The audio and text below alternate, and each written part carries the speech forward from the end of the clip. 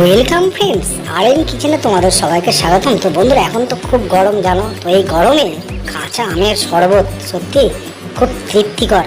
তো আজকে আমি চলে এসেছি কাঁচা আমের শরবতের মেনু নিয়ে।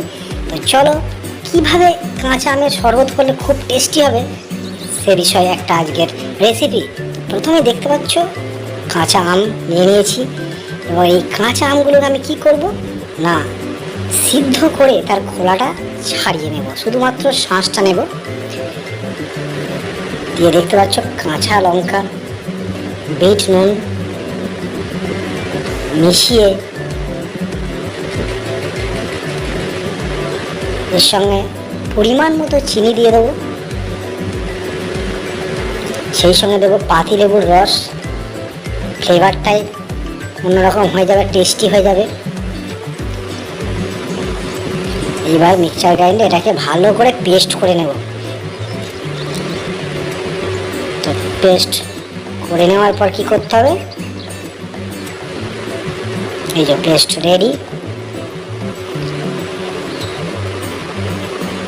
তো এবার কাঁচের গ্লাস নিয়েছি, তাতে হালকা লবণ আছে।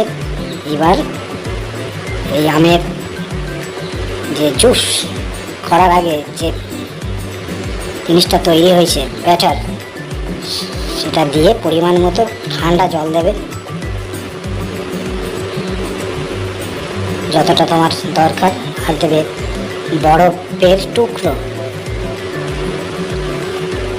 বরফের টুকরো দিয়ে দিলাম।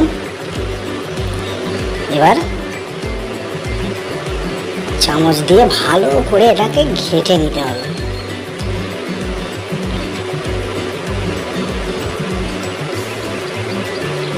তো আমের শরবত অর্থাৎ আমের জুস রেডি, সিজনাল জুস বলতে পারো এটা।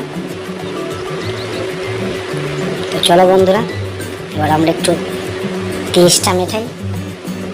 তো এই ছিল আজকের রেসিপি, আশা করছি তোমাদের ভালো লেগেছে। ভালো লাগলে অবশ্যই লাইক, কমেন্ট এবং শেয়ার করবে।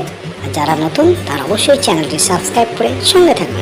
সবাই ভালো থেকো, সুস্থ থেকো এবং ঠান্ডা থেকো। বাই।